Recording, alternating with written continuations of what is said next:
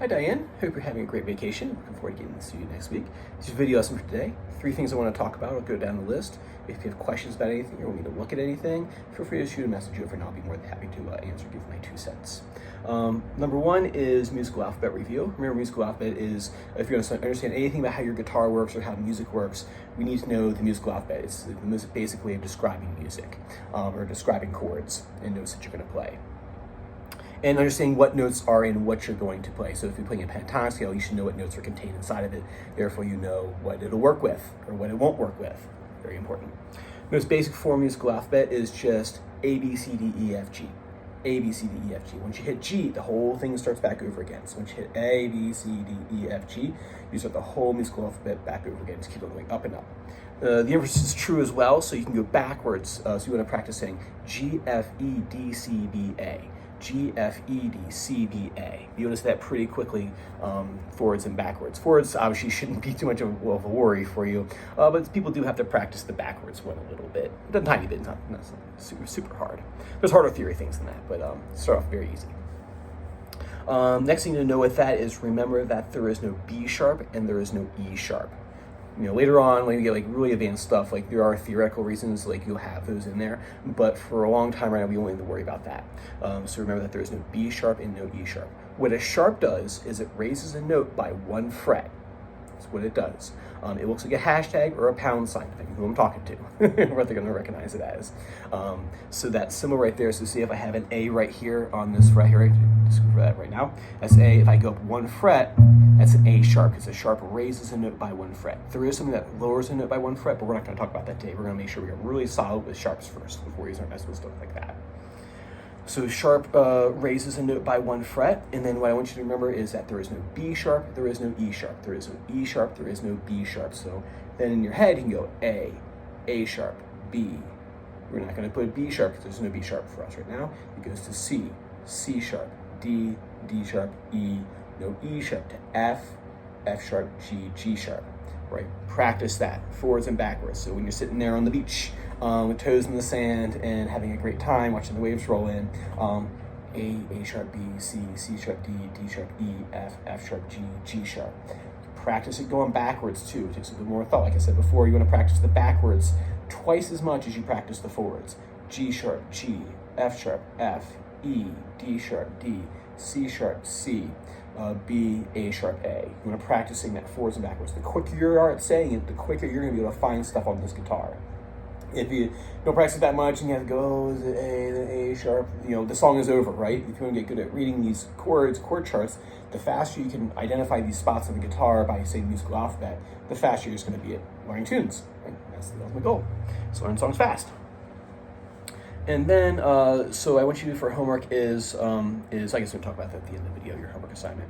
Point number 2 is root 5 and musical alphabet combination. So remember we talked about last time, there are 6 strings on your guitar here, right? And then you have the 6th string right here, you have the 1st string down here. Bigger string, bigger number, that's why I just call it that way. It's root 6 and then 1st string down here. And the first one we're going to start with is root 5 right here. Now, when you tune your guitar, it's E, A, D, G, B, E. I think we talked about that last time. I think you knew that pretty well. So you have the E and you have A right here. Elvis, 8, Dynamite, Goodbye. Elvis is the way I have my students remember that. You can say Eddie if you want to. Some people say that. So Elvis, 8, right? It's your 5th string. The 5th string is the note A. You go A, and then using the musical alphabet to find the notes of that string. A sharp, B, C, C sharp, D, D sharp, E, F, and so on and so forth, right? Now, I know you don't have a guitar with you, but what I would like you to do is I would like you to do this. Draw a straight line on your paper right here. I'm going to send this over to you too. It should be in the email. Draw a straight line across, right? These little dash marks on here. Each one's going to be its own fret. So if you look right here, open is A, so 0. Then you have 1st fret, A sharp. I've mapped out fret number 2, it's a B. 3rd fret, it's a C. 4th fret, so this is your assignment. I'll just jump to the assignment parts now, is I want you to draw a straight line across your piece of paper. You could be on the beach, like I said, just draw a straight line, put some tally marks on there and tick marks on there, each one representing its own fret. So you can open fret, no fret here. open string, first fret, second fret, third fret, fourth fret, so on and so forth. And underneath, write in the letter names of the frets on that string. Right? It's basically like coordinates. So write that out for me. And then always remember too, that we were talking last time about that B minor chord that you're playing. I can't remember, like Cat Stevens tune, I think is what you're working on right now. That B minor chord right there, that is B minor because A minor, it's an A minor form because this chord shape right here is A minor, right? And it's a form, it's a template that moves up and down the fretboard. It will always be minor, right? If you change a finger in there, it'll change what the chord is, but this chord shape, if you're using this exact chord shape, it will always be minor. It will never all of a sudden magically turn into a major chord. That doesn't happen unless you retune your guitar for some strange reason. I don't think we're gonna be doing for a while. This shape is always minor, A minor form. It doesn't change to be major one day, just because it changed frets.